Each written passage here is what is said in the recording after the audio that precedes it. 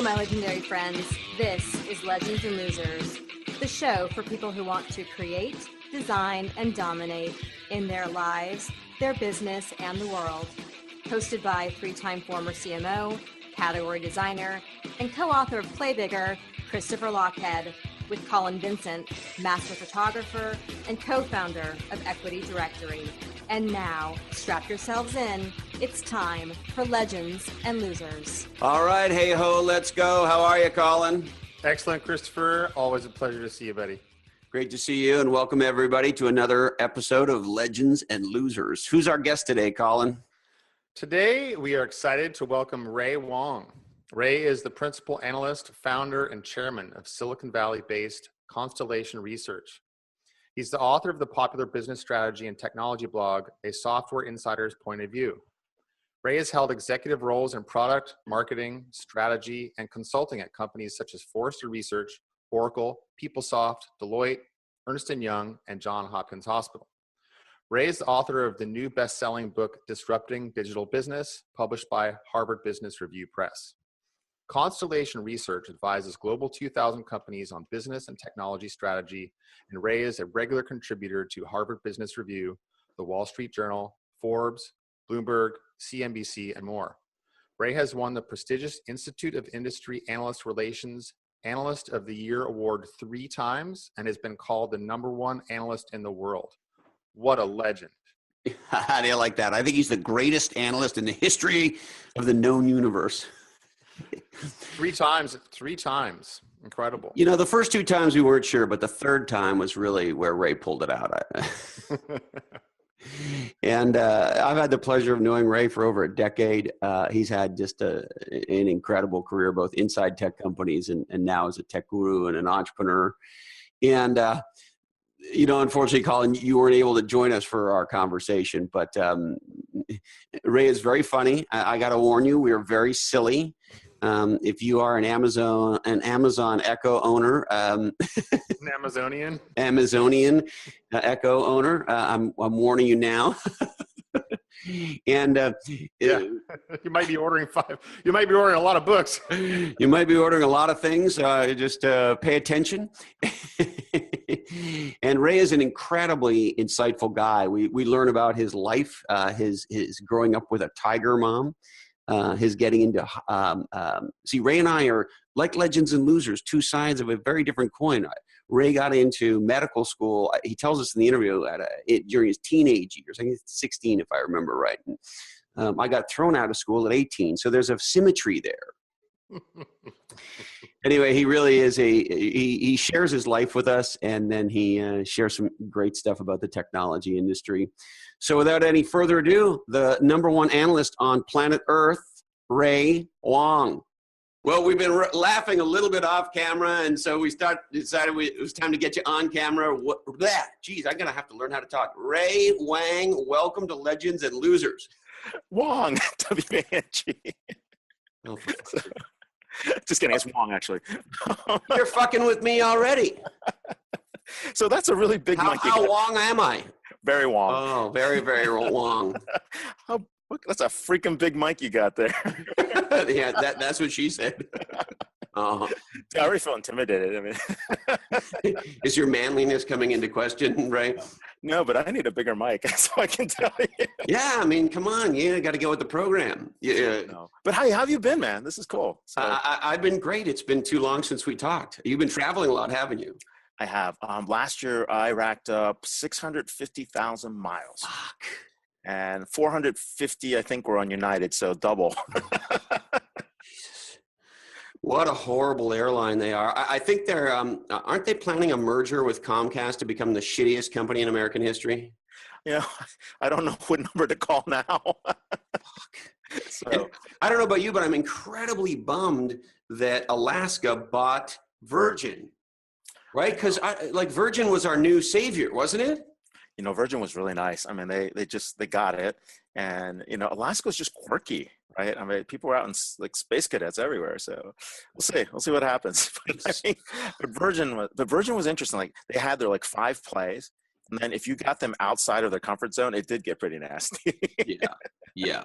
So, I used to travel in that range for many, many years. But why don't you share a little bit of how do you survive in a year where you do 600,000 air miles?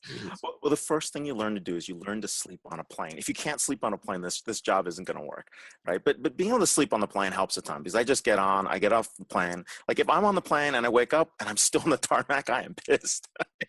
Now, I'm done. I'm out. do you take Lunesta or do you take Jack Daniels or anything, or are you one of these people who fall asleep anywhere? I'm so tired. I will fall asleep anywhere. Like if a conversation is boring, like no offense to any clients out there, but there's some meetings where you're just like, I'm out. I've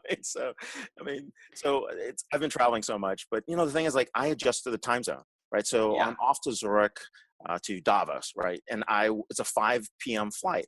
And that's like 1 a.m. And that's usually when I go to bed, like 1 or 2 a.m. Yeah. I'm going to sleep. I'll wake up, it'll be morning and that should be fine. And so are you like I used to be when I traveled this much, where you're just sort of never really on a time zone? I'm not on a time zone. I get 4 to 5 hours of sleep and I'm good. You get them where you get them and you do what you do. And you do what you need to. You sleep between rides, you sleep on the car, you sleep on the train, you just, you sleep wherever you can. So. Now, Ray, you mentioned you're off to Davos. You're off to the World Super Ding Dong Forum with all the zillionaires, and a man of your intelligence and intellect and insight and esteem. Of course, you're off to what has got to be the biggest Super Ding Dong conference in the world, right? Yeah, it's World Economic Forum. It's in Davos, and there's a lot of people there. I've heard these stories. I've never been. It's my first time. I'm going with. We're doing like a show with Wipro. They're doing something with the Financial Times as well, and so they do the big dinner there. And then we're doing Disrupt TV actually Monday through Thursday at 4 p.m. and just getting random guests off the promenade. Live from the World Economic Forum, or close to live. I know, it sounds great, doesn't it? Live from the World Economic Forum. Very important. Very important. So we're definitely. I'm definitely there. But I've heard these great stories, like people on the bus. They're interesting people, like normal. Like these. Super ding dongs you're saying are like hanging on the bus. Right? They're taking the bus from point A to point B. They're hanging out in the lobby, and people. Does Bill Gates really take a bus? You think you might bump into him on the bus? I don't know, but I heard this awesome story from a NetJets pilot. Okay. And so I'm sitting here with the NetJets pilot. First, I'm like, "Why are you on the stupid plane with me? Yeah. Why are you flying on a private plane? Like, not flying yourself home?" But whatever it was. So he's on this NetJets plane, and he's like, "Yeah, I flew Bill Gates and Warren Buffett before." And I'm sitting there thinking, "Oh, that's pretty cool. What was it like?" And he tells me, like, they deck it out. They get the champagne. They did, the caviar. They have all the food. The plane's all prepped, because, the guy owns the airline and the other guy's like pretty important too. And so he's all set for these guys, and they show up. Like they drove to the airport themselves. They show up with basically extra value meals from McDonald's. They didn't touch a single thing on the plane. Wow. They didn't even get drunk on the champagne? They just sat there and talked and ate their McDonald's. I don't know if it's a real story or not, but this is what the NetJets pilot was telling me. And I was like, "Oh." You might bump into Bill and Warren at the McDonald's, the Mickey D's. I'll offer my French fries. I don't know. Now, what do you? I understand you guys have some really cool new work on leadership coming out that you're showcasing at the World Economic Forum. Why don't you tell us about that, Ray? We do. We have this thing that, this year's theme is about responsive and responsible leadership. It's basically a kind of like, they're just covering their butts because holy crap, the world's on fire and crazy people have been elected. We need to stop this now. Let's figure out how to make everyone inclusive. So it looks like a response to that. And what we really sat there and said, look, they put out this theme 2 months ago. And we're like, well, where's the content? What's it about? How does it work? And so is that the theme of the conference? That's the Uber theme of the conference, right? That's all the ding dongs are talking about it. They should be, but there's no content around it. So we're thinking like, hey, what would that mean? So we went out and talked to at least 400 top level thinkers and said, what does leadership mean to you? And what we ended up was with a bunch of things. Like there's some things you cannot change. Like for example, you do not change integrity, right? You got to have some level. You can't change the way you inspire people, having a level of inspiration. Inclusiveness is important. You want to make sure people feel like they're not left out. And you've got to be authentic, which you and I both are, and very transparent. Hey, what's going on? Right? So those things don't go away. But then we say, hey, that was a great leader. They were decisive. They made the call. But we also say, hey, that's a really interesting leader because they took the time to think about something. And so what does that mean? And so we went about and said, okay, there are a couple important traits that you have to think about. One is, as you're doing that, well, how do you make decisions, right? Are you decisive? Are you pensive? How do you act in front of public? Are you composed? Are you passionate, right? What do you do with goals and objectives? Do you think about the collective good of a group, or do you think about independent individuals like self-rights? How do you handle policies? Are you principled leadership, or is it adaptive and you're good on the fly because you need to be, right? What's your motivation? Are you demanding like, hey, where the hell is this? Or are you compassionate? Like, hey, let me encourage you to make that happen. And then we look at two more, like performance expectations and execution side. So are you accountable? Are you empathetic? Are you focused or opportunistic? And it turns out people are all over the map among those, different attributes. There's 14 of them. And people are like, oh yeah, a great leader's accountable. A great leader's, they're all over the map. And what you really have to do is not forget the core traits, which are the integrity, inspiration, inclusiveness, authenticity, and transparency. But you also have to balance the responsible with the responsive. And that's how you get to this type of dynamic leadership style. And so we spent some time talking to enough leaders, and that's what we found from that. And we figured we'd release it, get it out to Davos, and see what people think. And is this a report you're selling or something that'll be available, or how do people get more if they want to learn more about this? Well, the thing is, it's going to be available to every attendee at the Financial Times dinner at the World Economic Forum. And, I think we've published it on a blog at the constellationr.com blog and my personal blog. So it's already out on your personal blog and the Constellation blog. It's all out. We want to get it out there in advance of Davos, and especially the interviews we had with some really, really smart leaders. So those of us non-serious Davos ding-dongs, we can go look at that right now. Look at it right now and cut out all the fun. So. Excellent. Now, Ray, beyond that, the show's called Legends of Losers, of course. We want to spend a few moments on your story. We introduced, everybody understands who you are, but you're really one of the top thought leaders in the technology industry today. And, that wasn't, of course, always the case. You run one of the most important firms in the research and analyst world. Tell us a little bit, how did you get to be Ray? Well, I've had so many different jobs. Yeah, I think that's part of it, right? Like for a while, people were like, you can't keep a job for more than a year. You keep moving from place to place every 2 years. And what it really was is like ADD. No, I was kidding. What it really was is I got bored of different things, right? And, I started out getting into med school in high school. And, like Asian parents. Slow down. You got into med school in high school? Yes. So how old were you? I was like 18 when I got in. Yeah, at 18, I was not getting into med school. I had Tiger Mom. I mean, my mom came to the U.S. on a full scholarship. My dad came to the U.S. with $50 and half a suitcase. I mean, these guys were really driven, and I have them to thank for that. But the thing is, like, I had no clue what I wanted to be. They wanted me to be a doctor, and I was like, okay. I always thought I was going to be a doctor. I got there. I got to the second year of like a medical program of I guess combined. What, at 12 now? You're in your second year of the medical program. Okay, keep going. 18. 18. Okay, well, whatever. Same diff. No, but I realize I'm squeamish. I don't like blood. I don't like the smells. It's just not for me. How are you with needles? Ooh. I'm out. So you're 18, 19, 20 years old, and you're like, not so sure. That's not for me. And then what I did was I transferred to Johns Hopkins, and I took another major. So I have a major in public health. Right. So I didn't know that. Yeah. So I have a bachelor's in public health, and I couldn't figure out what I wanted to do with myself. So, in between that time, I started a DJ company. I started a student newspaper. I was on all these different now we're talking. Right. So I'm spitting through the weekends. I'm like, what else am I going to do? So I applied to grad school. So I get into grad school for public health. So for health finance, health management, and I end up is, a master's in public health. I'm working in a hospital. And so I worked at Johns Hopkins Hospital, and at the time, Baltimore. Holy shit. Unbelievable. Okay, keep going. I'm at Hopkins Hospital, and it's a war zone, right? Honestly, like you look around you, like people think it's bad now in Baltimore. No, it was awful before, right? And, there's a security guard every corner. They spend something like, 10, 20 million on security. Yeah, and so, I'm doing healthcare in an inner city hospital. It's fun. I meet a group of people finally that are doing consulting, and I love it. Right? I mean, these guys are coming in 7 a.m. They come in back like, 12 at night, but they're working on something really important. And I realized that, hey, I love this stuff. right? And I'm failing, right? Basically, like I go in and my first job at the hospital, like someone gives me a stack of stuff to do and I figure out how to automate it. And what's supposed to take 3 weeks, I do in 3 days. And I get this call from my boss and he's like, what the fuck are you doing? And I'm like, what do you mean? And he says, you basically just made it impossible for any of us to retire in the next 3 years because you finished everything in 3 days. Like, spread the puppy out, take your time, enjoy this.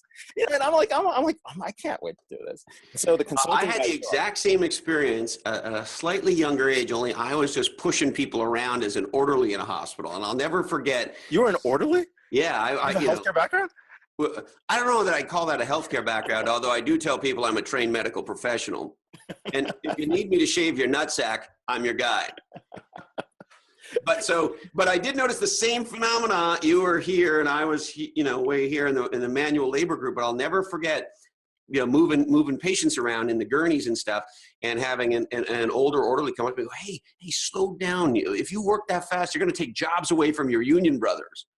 Oh, well, that's the second story, and that's a really good segue. So I did well. I applied to fellowship, so I got an administrative fellowship at another inner city hospital, Detroit Medical Center. Wow. Right? So if you thought Baltimore was bad, Detroit was really bad in the early 90s. And so I'm there, and I'm typing away, and it's like 5 p.m. I'm typing away on a memo. Big guy comes in, knocks on the door, and says, "Son, what you're doing?" Right. And, I don't react to the word son very well to start with.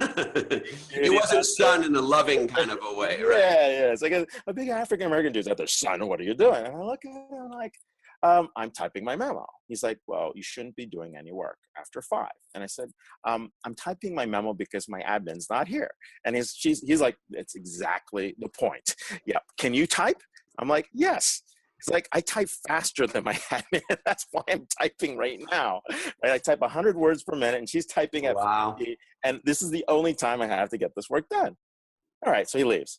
I get called in the next day by the CEO of the hospital. And he goes to me, he's like, okay, I'm on the labor relations committee. You cannot be doing this. Close your freaking door. And at this point, I'm like, okay, I'm done with healthcare. This thing is way too slow. Right? Yeah. Unfortunately, I think a lot of people have made that decision. Our healthcare system continues to be way too slow, but yeah. So there you are. So now what happens? You decided healthcare is not for you. You have a you have a master's, but it's not for you. It's not for me. So it's 25 degrees in Detroit. And I'm like, how do I get out of Detroit? It's like, I apply to like 100 consulting firms on the East Coast. Everybody rejects me. It's like 90, I think it's like 95, maybe 96. Yeah, everybody rejects me. 96. Like, holy crap, what the hell's going on? Right? So I can't get back to the East Coast. I apply to LA, try to get a job, can't get a job. Like, everyone's rejecting me. And I'm like, all right, maybe I'll try San Francisco. I have this crazy uncle that my parents can't stand. I've been to Everybody needs a crazy uncle, don't they? He's super smart. He's a great guy. He invented like NMR magnets. He's like a physicist, like a crazy guy. He's a pain in the butt. And so I finally apply. I'm like, earthquakes, hippies, like, I'm East Coast guy, right? So this is not going to work, right? And I got the crazy uncle. I get 4 interviews. I literally get 4 interviews. I'm out to San Francisco 4 times, right? Folks are flying me, like Accenture, Deloitte. People are flying me out. I'm like, oh, this is great. I come in, it's 75 degrees and sunny in February. I'm like, this place is awesome. So I'm waiting for a job. And so I've got all these offers. I finally walk in.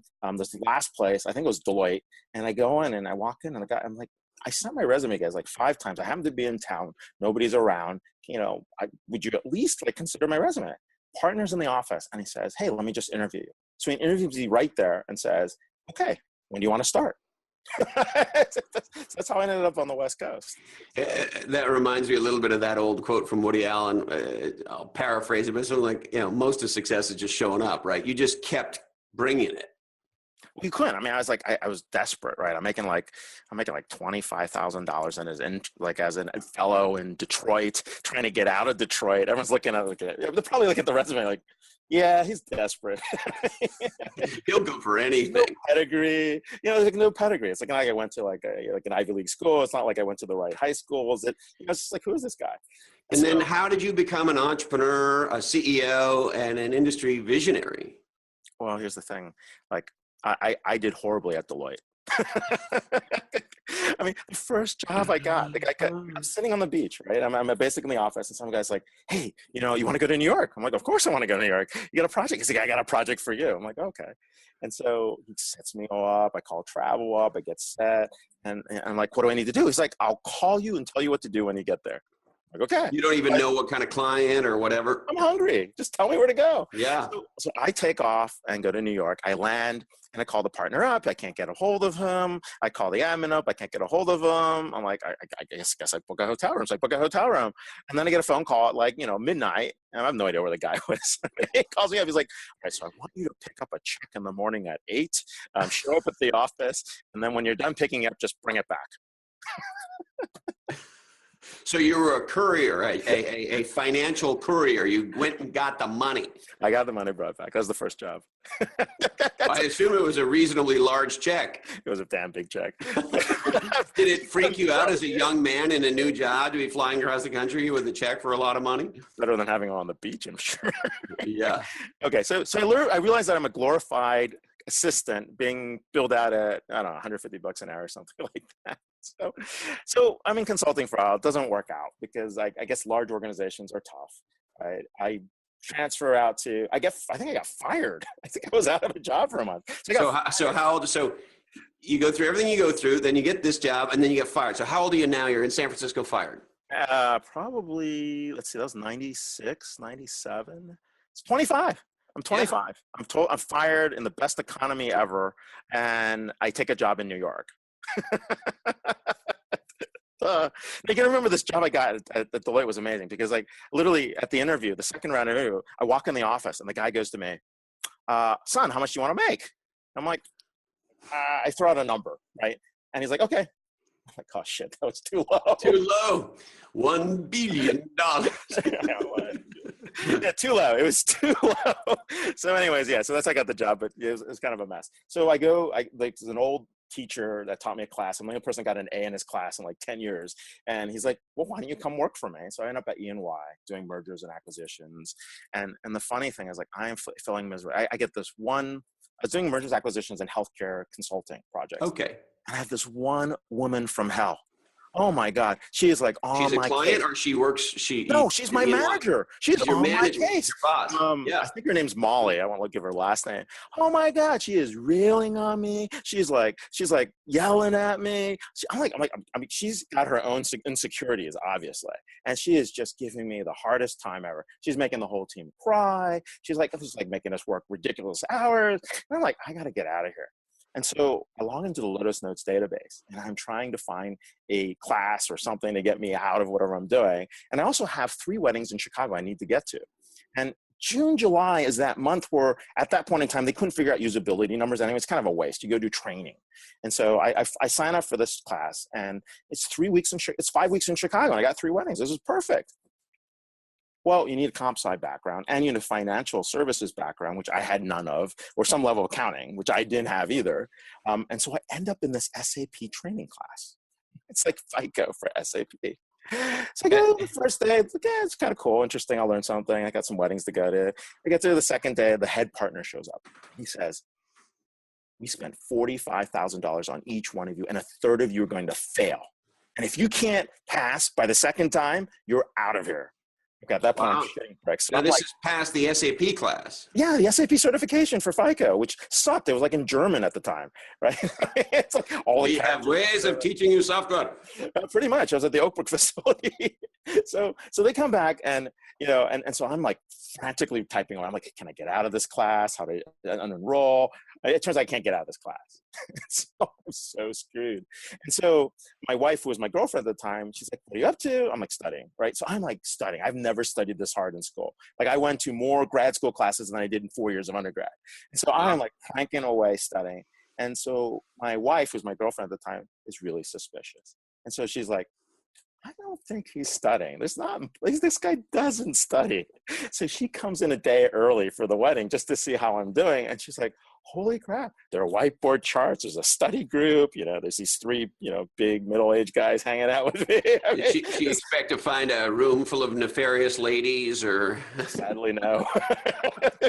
So it's like, so I'm like, and we get put on the worst SAP projects ever. right? I mean, these are all the massive failures that could possibly have happened. All them all. Have there ever been such a thing as a great SAP project? I don't know. I just know mine were massive failures that had to be turned around. So I had that experience, and then we did a couple things, and then I really wanted to get back to the West Coast. No one could tell I left because I literally was traveling back and forth all the time. But then when did you ultimately? How did you end up being an industry analyst? I got to Oracle as a software product manager. Left, became a web analytics. I was at Personify, which was a marketing.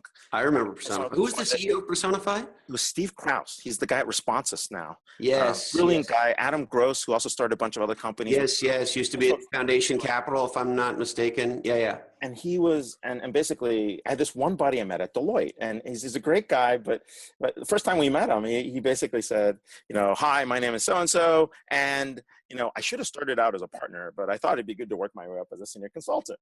And we're like, what an ass.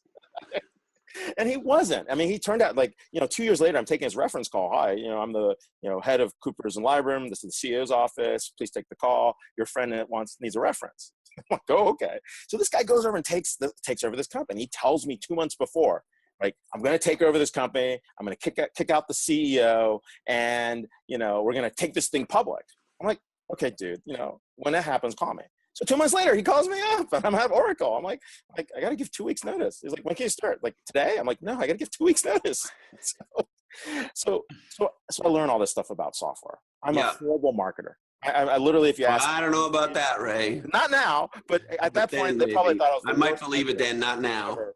And I learned from a lot of people there. It's like learning on the fly, because you're like the friend of the CEO that can take over this job. And, people are like, what the hell is he doing? This is not the traditional way. And I'm not traditional to begin with, right? And so we go to file our S1. I think we basically went to Wall Street Journal. We put in a request for 8 tombstones in the journal early March. And next week, everything came apart. We were being funded $1 million a day. $1 million a week. We were out of cash, right? And then I went back to Oracle. Then I went to what year is this, Ray? It's 2000. Yeah, okay. That makes sense. My wife is coming out here. I'm getting married. I'm trying to buy a house. Yep. And then boom. I mean, the party ends like, hey, somebody, for those of you who weren't in the Bay Area around 2000, 2001, it was as if somebody stood up in the middle of Silicon Valley and just sort of said, everybody out of the pool. Remember the F Company parties, right? Wow. Yeah, there was a website called Fucked Company back in the day. And oh, yeah. And remember, we used to say that B2B meant back to Boston, B2C meant back to Chicago. Yep. The good thing about that recession was, man, by about 2002, the traffic in the San Francisco Bay Area sure was great. It was amazing. Traffic hasn't been as good since 2002, 2003. So I weathered it. Today. I at Oracle. I learned about products. We were on the CRM side. I was in application architecture. We did enterprise architecture, product strategy, core application foundation development, like tasks, notes, workflows, that kind of stuff. Identity. So I learned the guts of how software is built. And it was a big company. I went to PeopleSoft hoping for greener pastures, but it was the wrong time to be at PeopleSoft. Then we got acquired. I was doing analyst relations. And then you were back at Oracle. And I was back at Oracle. But here's the thing, even though it was brutal, it was just brutal those years, I learned a lot. I learned how softwares work. I learned from great marketers. So why do you think people learn so much during the brutal years of their life like that? You don't have any choice. You're forced. You're forced to learn as much as you can, and you're in survival mode. You want to do you put everything into it, and you learn so much, and the people around you are completely putting everything into it because they don't have a choice either. And don't you find how interesting it is that some people rise to that occasion, and to your earlier points on leadership, you get blown away by how they perform when the shit's hitting the fan.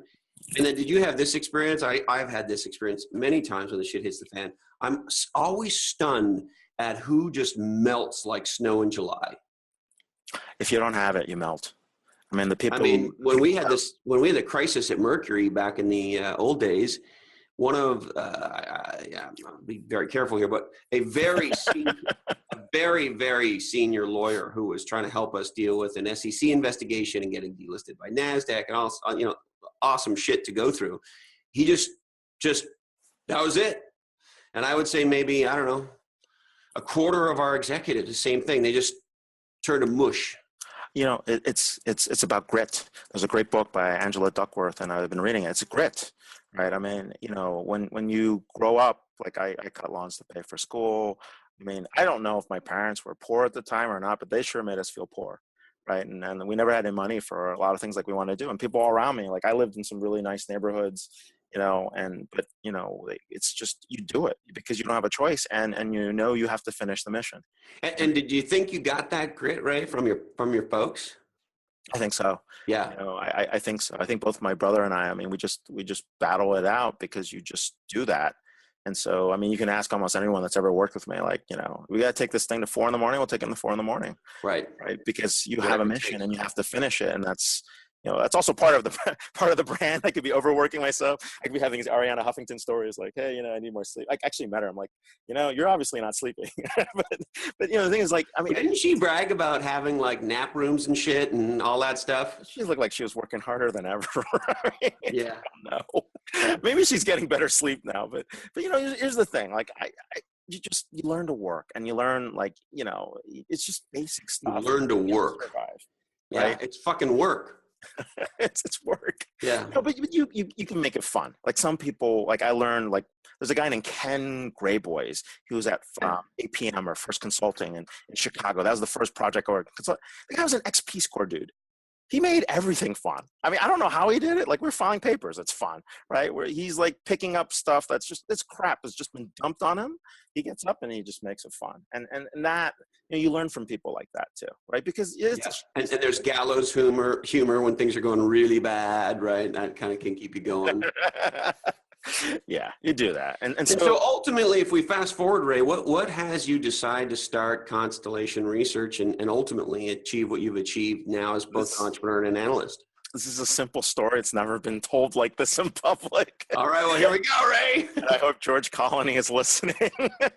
I'm at Forrester. I'm having the time of life. Like, I always wanted to be an analyst once I figured out how it worked in the software industry, because you get great people. Like, I meet people like you. I met people like in all these places, like, leaders from different angles. You see people, you see how companies are built, you see how software is delivered, you see the marketing, you see what customers want. It's fun. I mean, honestly, it really is a great seat, right? Because you see the whole industry, financial analyst, you see the developers, you see the customers, you see everybody, right? The ecosystem. No, I love this job. And like, honestly, people told me I had the fastest ramp up at Forrester in history. And, by the first year, and I have this wonderful boss, John Ragsdale. He's still in San Jose. He's at the Service Professional Association, or TSTP. I forget it's called, TSIA.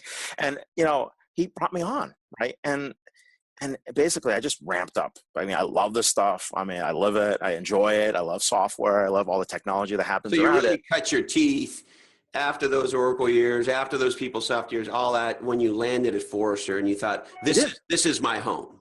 This is, and when you're the newest analyst at an analyst firm, you get the shittiest topics. Yeah. So what are you covering? Like toilet ERP, innovations or ERP? That's what you're covering. So wait a minute, hold on.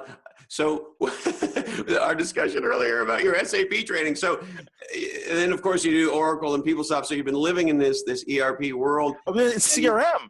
I'm like, CRM's the cool stuff. So I get thrown ERP. You get thrown ERP. And I've been wanting to do CRM for years. And the person who was she's now a friend and mentor, Erin Kinnican, who you might know. Erin wouldn't hire me. He's like, you have no experience. Hire you within the CRM group at Forrester? No. Yeah, it was Giga at the time. It was Giga, yeah. And then she would not hire me. She's like, and so John waited till Erin went on vacation. He brought me in. An honor. Thank you for getting me in this. And and then the first gig was like, why don't you take this stuff? And like, and Paul Hammeren's a friend of mine now. Paul gave me all the stuff he didn't want. Right. And he didn't think there was any money in it. Right. And so do you remember that old TV ad? It was for a cereal. It's like, I don't like it. You try. I think it was for Life. Mikey. Yeah. So you were Mikey. I was. So he gave me the shittiest topics, like mid-market ERP, like, no one wanted to do order management.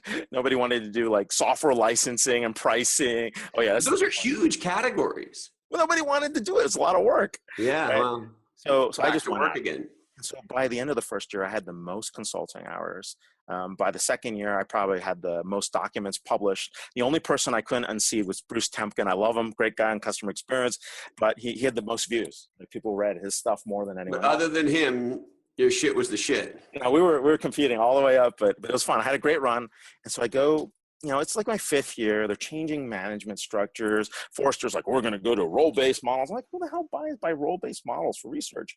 And so starting to have this tension. And so I sit down with George Colony, and I basically said to him, Who's the CEO? Who's the CEO? And I basically something to this effect, like, look, I can grow this puppy like to 10 million. What's my cut?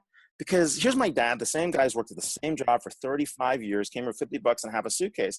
And he's like, so what are the economics? I'm like, oh, okay. I was conversation about economics with my dad. And he's like, so you're generating like $5.6 million and you're making $250,000? That's a really shitty ratio. You should quit. Yeah. There's my dad. I've never heard my dad ever tell me to quit anything. Wow. And my mom's like, no, you should just work it out. You should stay there. Nice, stable job. You've been there for 5 years. It's the longest you've ever held a job. Yeah. So ultimately, when you look at the economics, you say, fuck it, I'm going to start my own firm. Is that what happens? Well, I go to him and I say, look, I can do this for you. I can grow this to 10 million. What's my cut? And he says, Ray, why don't you just work less hard? Why don't you just get to average? If everybody in the company he doesn't perform at average, we'd be fine. The CEO of the company says that to you? Yes, he's an Holy entrepreneur fuck. himself. He comes and tells me this. And I will never, now no one will ever forget this. I will never forget that comment. And George tells you not to be legendary, to be average. Just be average. Don't. Yeah, why are you working so hard? And I'm like, dude, I'm trying to prove myself. Yeah. I mean, that's the whole spirit of America. That's the whole spirit. Like some of us got some shit to do. Some of us have a chip on our shoulder. Some of us have to. I've got something to prove. Yeah, fuck yeah. And so Charlene Lee had left and went to Altimeter. And then, there's a bunch of us that are saying, let's go form a firm. So that's what we did. We started a firm with no clue on how to start a firm and did that. I did that for a year. Charlene wanted to. What year was that? So you did Altimeter and then you split off from her and did Constellation in what year? 2010. And Altimeter was fun. We had a great run. And the thing was like, I think Charlene ultimately wanted to make it more of like a consulting firm, like a really specialized one to sell to Monitor. Yeah. And Monitor went belly up. So there was no exit for that. And we didn't have enough scale. And so a bunch of us left. Gardner left, I left, Deb left. And how big is Constellation now? We're like 26 people. We got about 400 clients. And, honestly, if George would have just paid me $200,000 more, I wouldn't be taking He would be Constellation Research. Well, I wouldn't be taking millions from him, right? Yeah, that's right. That's right. Him every day for that speech because I would never have left, right? Because I'm like, an incredible story. So that's why you became an entrepreneur ultimately. Well, I've always been an entrepreneur, right? Like you've been entrepreneurial, but ultimately you hung out your own shingle, right? Yeah. DJing paid for a lot of school too. So it's like I've had small businesses everywhere. You still DJ on the side at all? You're still getting to the nightclubs in San Francisco? Some. You might see me there sometime. I was DJing in Las Vegas for Oracle at their CX World. I bet you were. I've always wanted to DJ at Hakkasan, and so I got them to actually break out the turntables. Like they haven't had turntables wherever we were for a while, and they found them for me, and it just spun. It was fun. So that's awesome. I'm going to impose myself and ask for an invitation to a party where you are DJing. I need to experience this. We will do it. We'll do it. And I'll try to figure out what the next one is, but it's just fun. And so now just kind of shifting topics a little bit, you wrote this best-selling book. And it really is a great read, Disrupting Digital Business. And one of the things you've been talking about a lot, we talk about it in our book, Play Bigger, is how the world is more and more a winner-take-all world. And you have an interesting stat that you kind of underscore in here about what's happened to Fortune 500 companies. Could you just share that with us? 52% of the Fortune 500 merged, acquired, gone bankrupt since 2000, right? And if you look at the number of companies from 2005 to 2015 in the S&P 500 that are left, I think the number was ridiculously low. It's something like 15 had survived or something.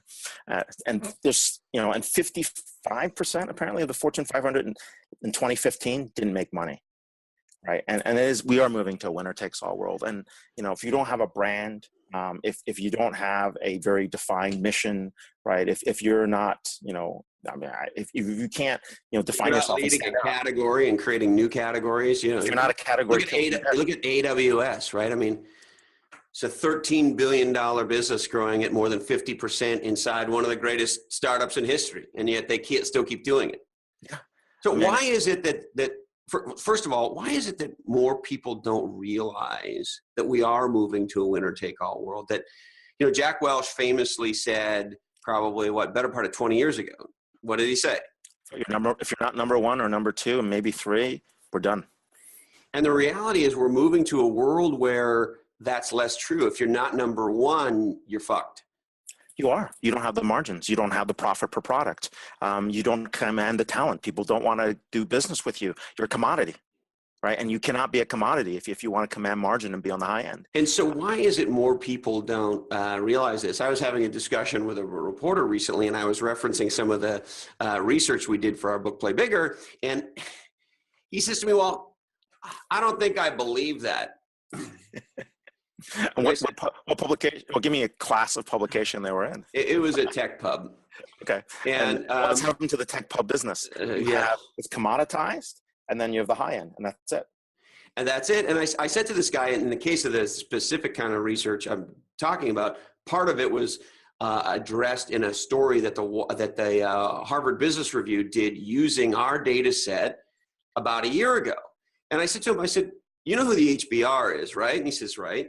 I said, do you have any idea the level of rigor that HBR puts into dealing with data? Like, they had to get to our data sources. They had to go through all this stuff. They had to vet it with it was like no proctology exam with any press 30 years into my career I've ever dealt with. So I said to him, I just want you to know, and I'm going to send you the HBR article. What I'm sharing with you, Jimmy, not his real name, is not my fuck opinion about this topic.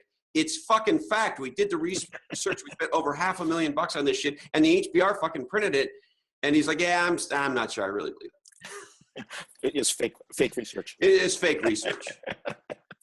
And so do you find that with winner take all? I mean, I find sometimes when we have this discussion with people, they don't want it to be true, so they just don't accept it. Do you find that? We have a lot of that. I mean, this goes back to your famous speech at Jive World one year, where you were talking about everybody winning a trophy in a baseball game or something. I don't remember what it was. It was hilarious. I loved it. Yeah. But it goes back to that kind of thing. Look, here's the thing. It is a winner takes all world. People know it. You either have a brand or you don't have a brand. People are willing to pay for brands. The same person that's willing to shop for a Beamer like 3 years from now might right now just drive a bike or have a pickup truck or have a Civic that's like 15 years old. And people aspire for brands and they aspire for category killers, and your research showed this, like the first ones into a category. I mean, what was the percentage? I mean, they get 76% of the economics. Yeah. 70% of the economics. And what's the second person get? They got to fight for that last third. And what happens to the third category killer? They're finished. They're done. They're finished. They're done. Except for Google. I don't know. They're like the 18th search engine. And you look at it and people say, oh, well, that maybe I might believe that in tech, although there's a lot of people in Silicon Valley who still don't believe it. It's not happening outside of tech. It's like, oh, yeah? Well, ask the taxi drivers. Yeah. And in traditional consumer industries, one of the guys we interviewed for our book is a guy named Eddie Yoon, who runs the category design group at a company called the Cambridge Group. And he sort of does category marketing consultant work in the kind of Fortune 500 with a focus on consumer brands. And, you look at a company like 5 Hour Energy, the company's called Living Essentials. They created that new category and that new product. They call it the Energy Shot. And it's a $2 billion category and they have like 96% market share. Yeah. Yeah.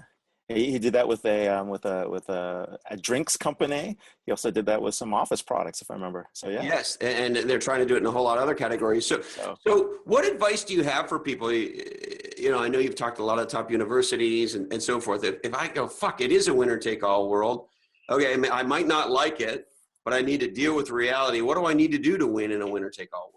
So one of the things since writing the book we discovered is that what people are trying to do is jumpstart growth, right? And how do you actually take a company and do the impossible, which is growth turnarounds, right? And that's kind of what I'm trying to write in the next book is how that happens. And one part is category killing. The other part is business model shifts. If you're in an industry and you've been operating on the same business model for the last 5 years, you're dead. Right? The business models are converging, they're changing. People are learning from other industries. And the ability to weave in different business models into your core business, that's really ensures your ability to survive. And then the other piece, which you and I firmly believe, it's like you do have to build things around the customer and the customer experience. It does revolve around the customer. But here's the other piece that's also important is I tell people to fire customers that don't fit.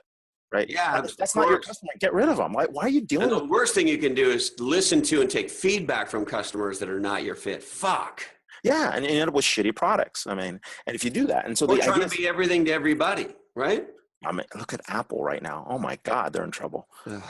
I mean, that's a mess, right? Is Apple, Ray, becoming the new Microsoft?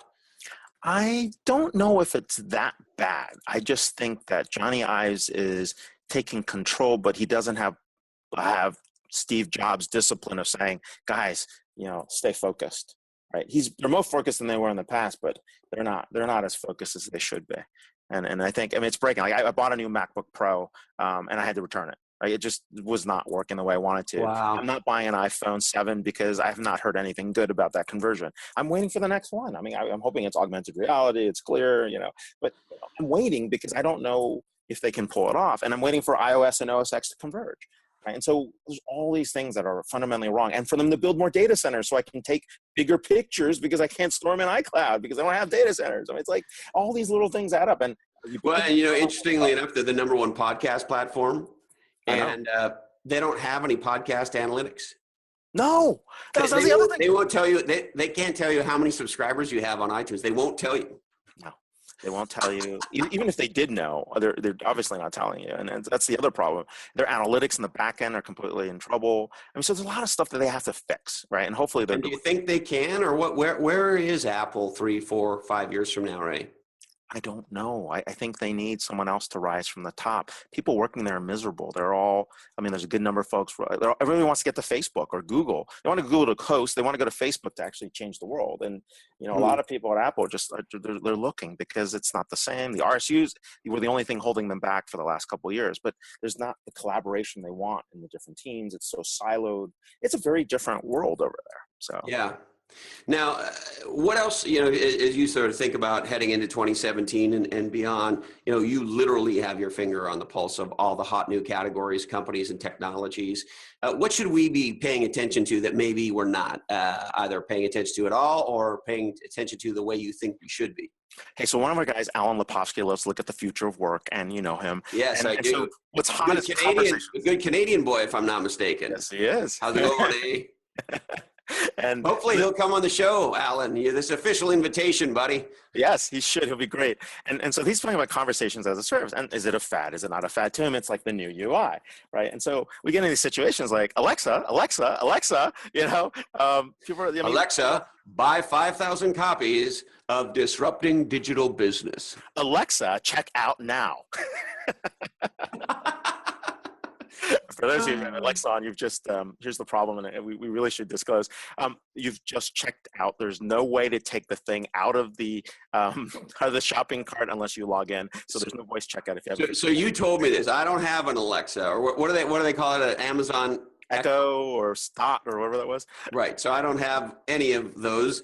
But tell people what this problem is. Once you put products into the cart with Alexa, the Echo. You can't voice check. You can't voice take out anything out of the cart. You can't remove anything from the cart by voice. Alexa, buy 10,000 copies of Disrupting Digital Business.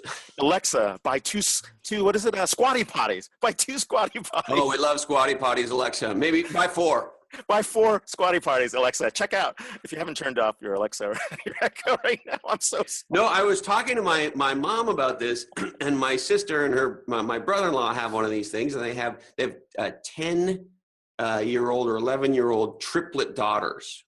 Oh my God. And all of the malfeasance and shenanigans and shit that goes down by having Alexa sitting there with, 3 11-year-old girls or 12, I don't know, what sound the same. Running around the house, right? That sound the same. Well, yeah, they all have exactly the same voice. So if the child just says check out, the parents are fucked. Pretty much. We bought it. Alexa, tell Cortana that Sirius lost.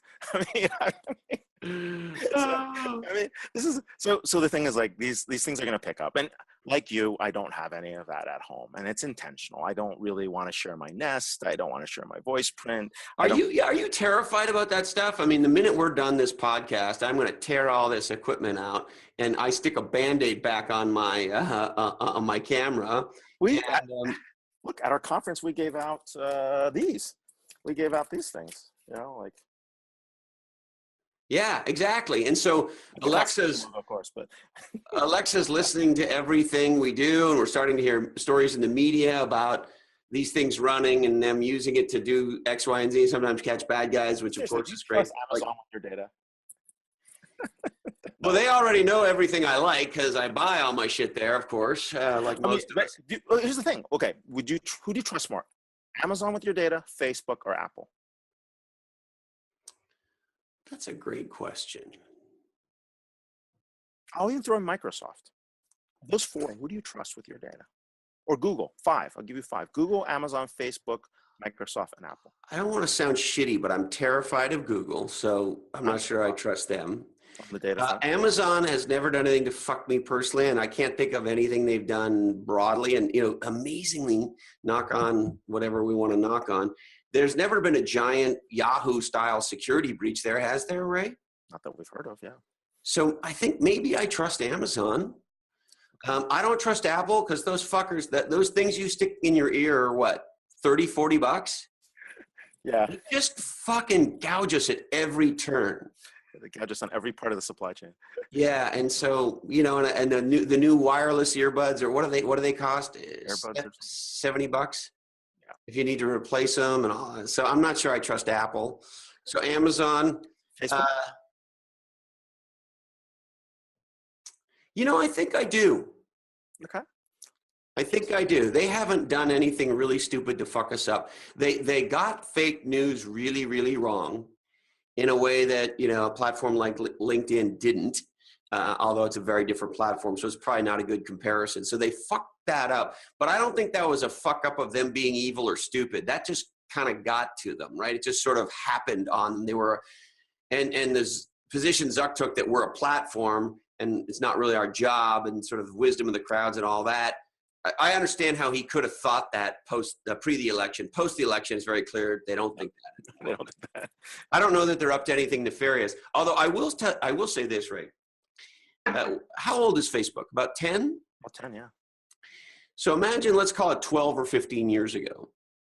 If you and I had got together and made a public announcement and said, here's what we'd like to do. We've created this new platform, and we'd like you to enter in everything about yourself, where you went to school, who your parents are, who your friends are, who your siblings are, where you work, et cetera, et cetera. And then we want you to share photos of your children and update us all the time on what you're doing in a way that everybody in the world can see it. There would have been riots in the fucking streets if that was a government mandate. And if a company had said that's what the plan was, there probably also would have been riots in the street. And yet here we go, updating our status and posting photos of our vacation and all that stuff. It's brutal. People do it. I don't really use Facebook. I have a dummy account that we use to test things, but we did 6 circles. Remember that was that thing, like you basically 6 circles, 6 degrees, or what was it called? Where you're trying to connect with people. LinkedIn works because of business, but I don't know. So who do you trust, or who, even better, who should we trust and who shouldn't we trust? Well, here's the thing. Apple's never really sold my data, so I do trust them with it. They've been very good about keeping it. They don't resell it. Amazon, I don't, because they cross-sell that data, right? And so I'm less trusting of Amazon because, hey, if I bought, it'll be fun. Hey, if I bought diapers on one day, bought panty liners the next day, and bought cigars, it's confused.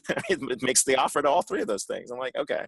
And so there's not a little bit of sensitivity on that one. You got the whole issue with, at Google, I'm not sure. I'm not sure what they're doing with the data. I'd have to say, maybe I trust them. But the one I actually trust a lot more today than I would have 10 years ago is Microsoft. So tell us why. They basically got their butt kicked during the legal settlements and all that stuff, and they suddenly lost, they basically are trying to be the good guys. And so if you talk to their legal guy, you talk to their privacy guy, they've put in all these controls to make sure things that Facebook might do or Amazon might do that they won't do. Right. And they are not leading in any new categories, though. They seem to have lost their ability to design and dominate new categories.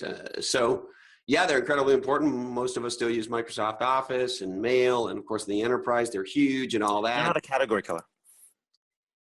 So, going forward, you don't see them designing and dominating new categories.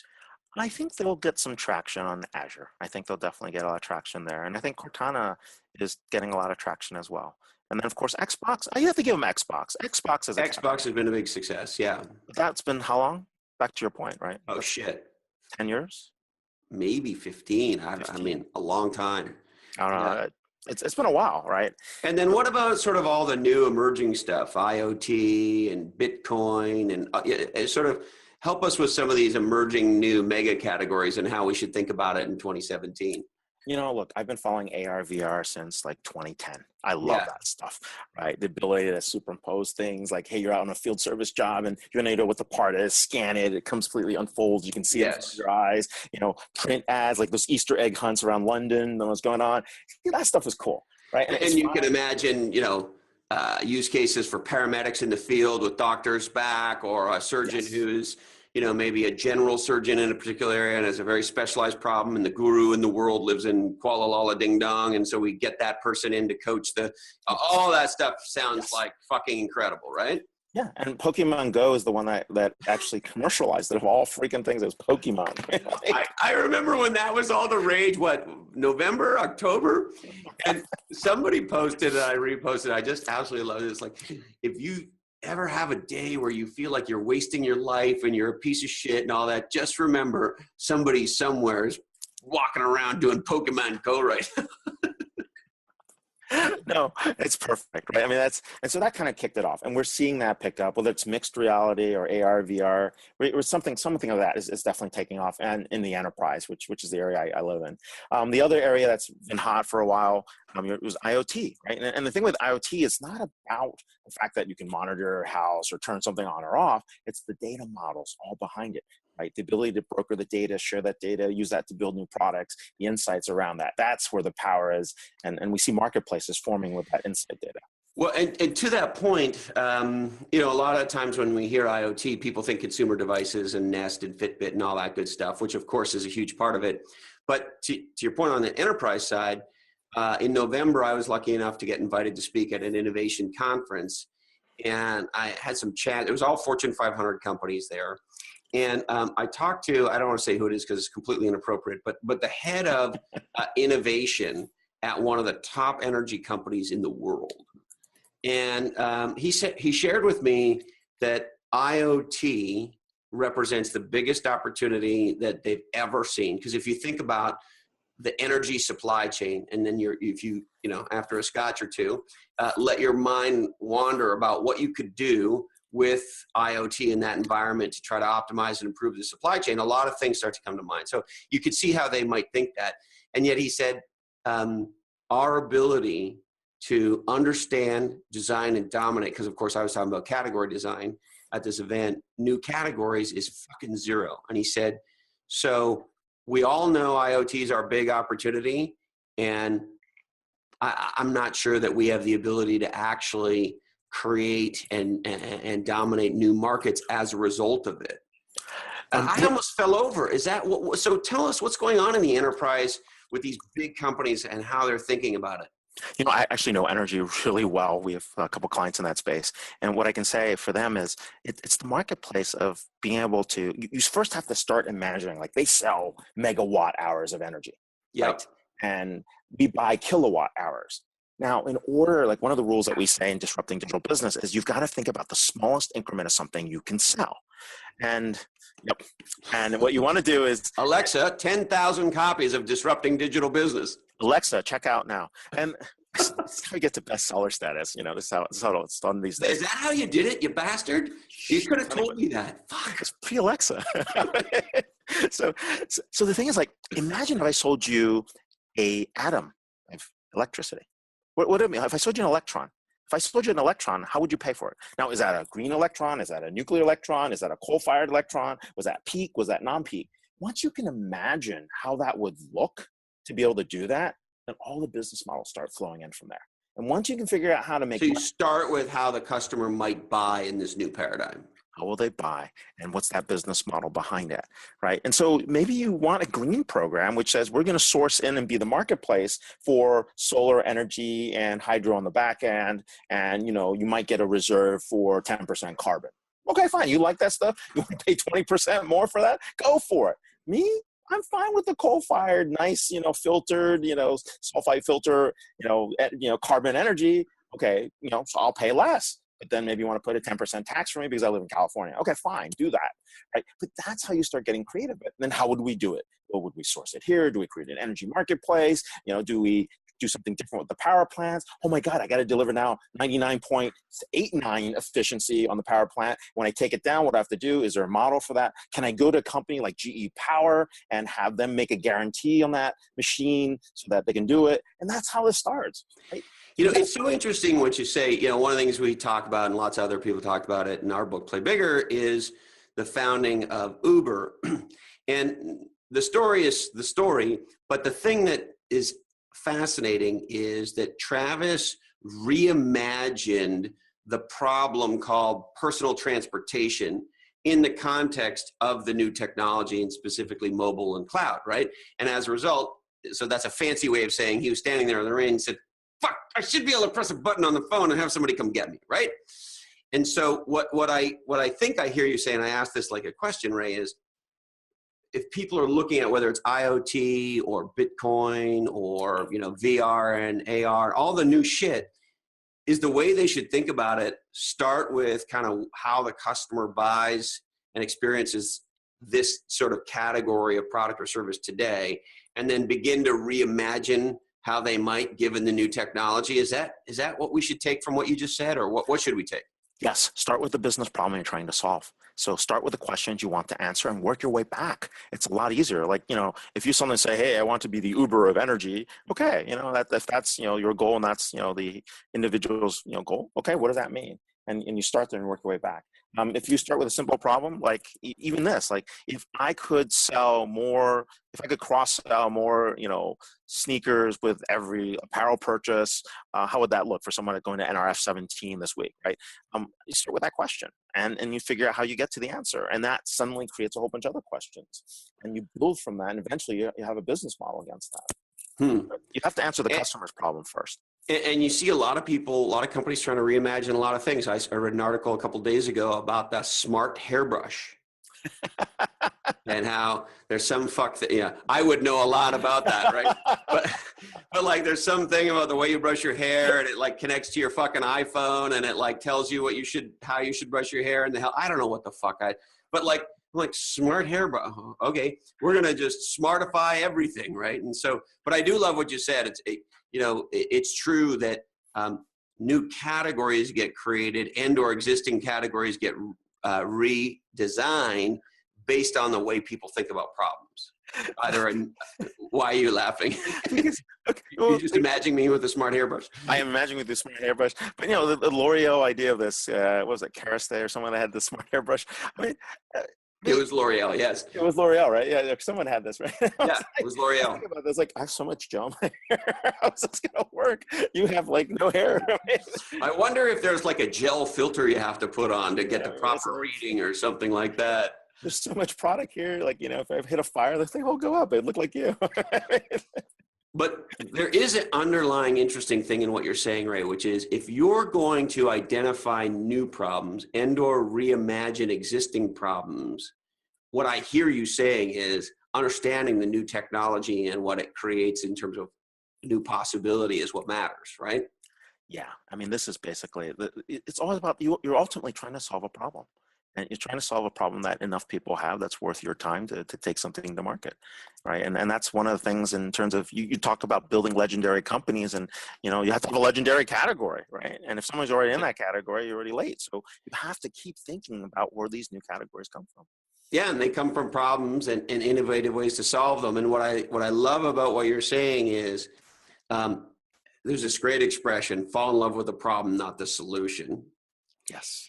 And but the new technology makes new solutions to old problems possible. And so entrepreneurs and innovators of any kind have to be kind of deeply steeped, if you will, in both, right? The problem and new emerging potential solutions.